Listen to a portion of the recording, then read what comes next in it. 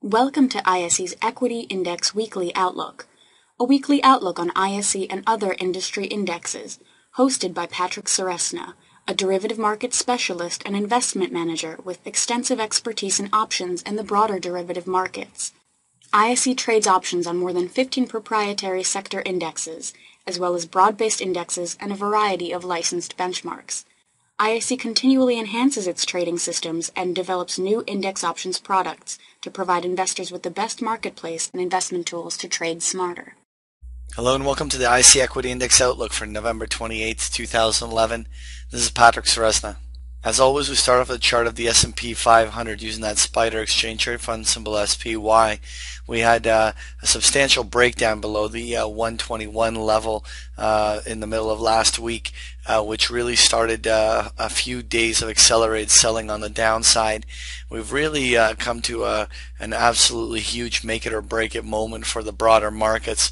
At this stage, down over here in the 116 to 118 area is the zone from what is the natural Fibonacci retracements.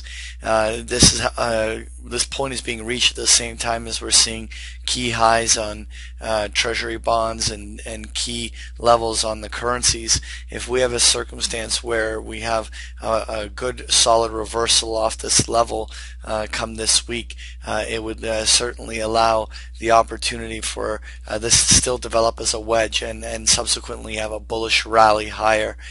It would really at this stage, any legitimate breakdowns below the 116 really would open the window for drops all the way down to that 108 to 111 zone down below.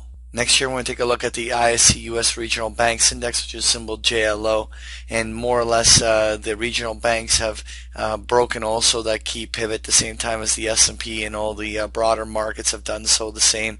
And we're really in the same situation here on the regional banks as we are with the broader markets.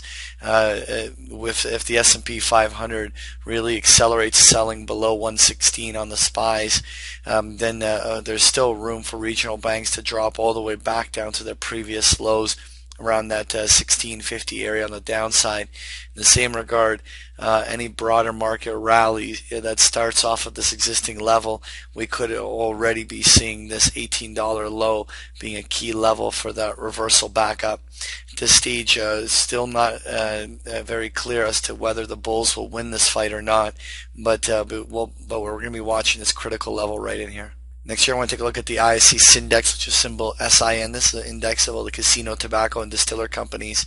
And more or less, we had the Syndex break down also to a lower low. You can see the chart looks very similar in that of the S&P and even regional banks.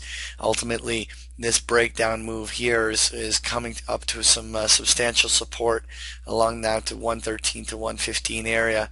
If we see strong reversals and never breaking down below there, the circumstance could turn bullish for this index. But we're going to first again see which way the market commits to first thing this week. Next year, I want to take a look at the ISE Home Builders Index, which is symbol RUF.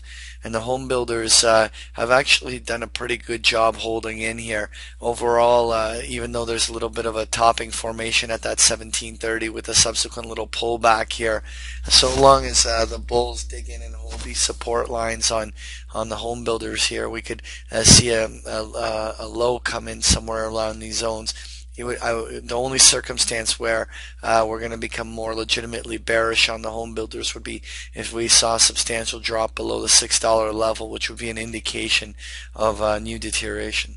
Next year, I want to take a look at the ISE Natural Gas Index, which is symbol FUM.